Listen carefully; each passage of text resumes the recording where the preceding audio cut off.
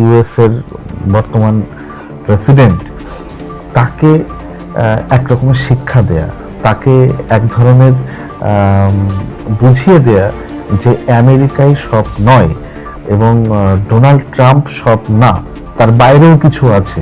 Donald ট্রাম্পকে actually বলা যেতে পারে কুয়োর ব্যাঙ, প্রচন্ড আত্মাভিমানী একজন কুয়োর ব্যাঙ। আমেরিকার গণতন্ত্র অনেকাংশেই কিন্তু বিঘ্নিত হচ্ছে, অনেকাংশেই গণতন্ত্র আজকে ধ্বংসের পথে, শুধুমাত্র এই ব্যক্তি নির্ভর চিন্তা ভাবনার জন্য। ডোনাল্ড ট্রাম্পের ব্যক্তি নির্ভর চিন্তা ভাবনা, হটকারী সিদ্ধান্ত, এবং ওর নিজের সেক্রেটারিজ, মানে সেক্রেটারিয়েট যে হেড আছেন, ওর নিজের সেক্রেটারিরাই জানে না ও কখন কি বলবে, কেন বলবে, কতটা বলবে, কোথায় বলবে, জানে না। এরকম একটা বেপরোয়া, লাগাম ছাড়া, শৃঙ্খলাহীন ডোনাল্ড ট্রাম্প তো মনে করে সেই একেবারে সর্বেসর্বা, সেই বিশ্বের মালিক।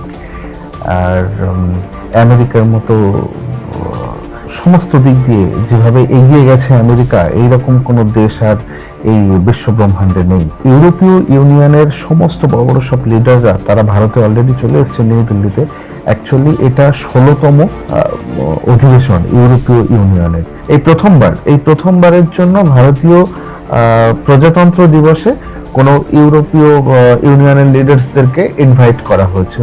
এই বৈঠকে যে বিষয়গুলো নিয়ে মূলত আলোচনা করা হবে সেগুলি যদি আমরা পর্যায়ক্রমে বলি, প্রথমত প্রতিরক্ষা বিষয় নিয়ে আলোচনা হবে, এবং তারপরে ফ্রি ট্রেড এগ্রিমেন্ট, যেটা সব থেকে বেশি গুরুত্বপূর্ণ। এবং বলা হচ্ছে এই এমন একটা ডিল হতে চলেছে ইউরোপীয় ইউনিয়নের সাথে ভারতের, সেটাকে বলা হচ্ছে মাদার অফ অল ডিলস।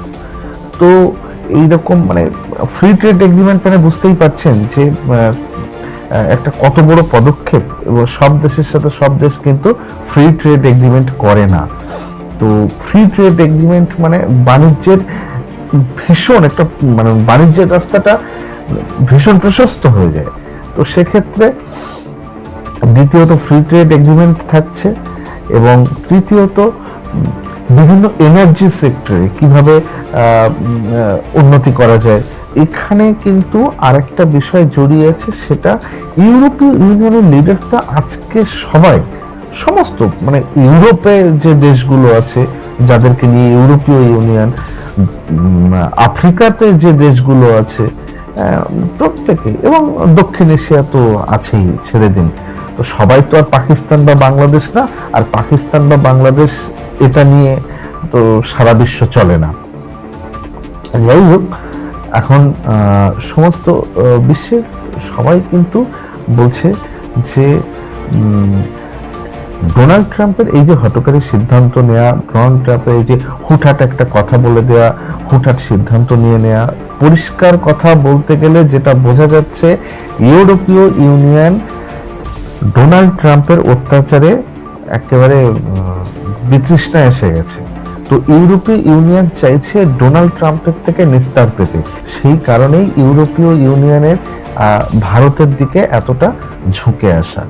আর আমরা জানি যে ভারত কখনো আগে থেকে কোনো কিছু মানে অ্যাগ্রেসিভলি কোনো কিছু করে না, বা ভারত সবসময় ডিফেন্সিভ খেলে।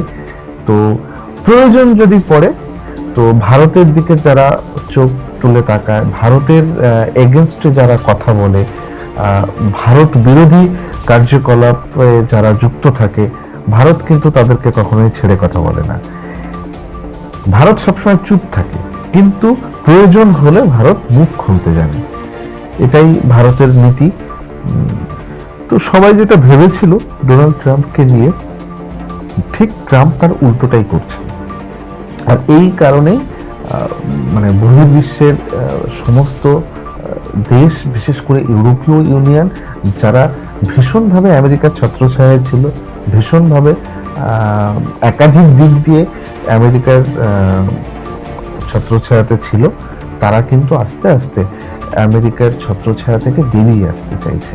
কারণ তারা বুঝে গেছে যে এই মানুষটা এমন একটা মানুষ যে নিজে তো ডুববে, নিজে মরবে আরো সাথে 5 জনকে নিয়ে যাবে।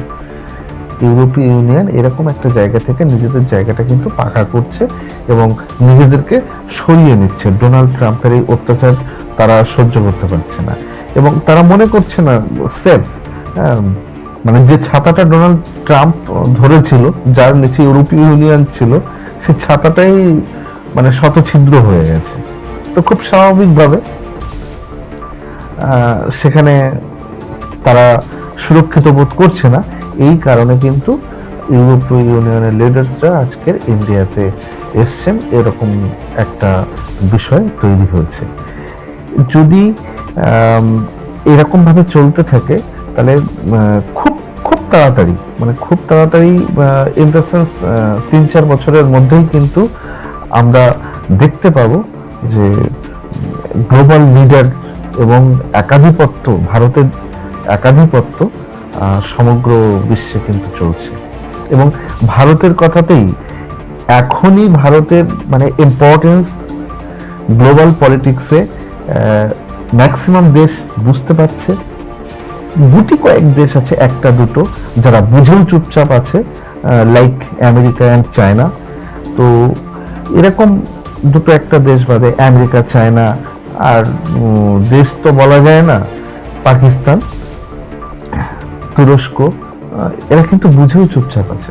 সব জানে যে ইন্ডিয়া কি করতে পারে, ভারত কি করতে পারে, ভারত কি করতে চলেছে, সব জানে, কিন্তু চুপচাপ বসে আছে, ধরা দিচ্ছে না।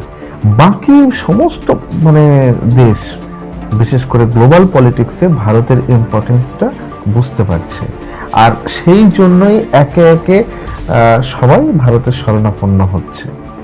এরকম যদি চলতে থাকে তো আগামী 2-3 বছরের মধ্যেই কিন্তু ভারত বিশ্বগুরু হতে চলেছে।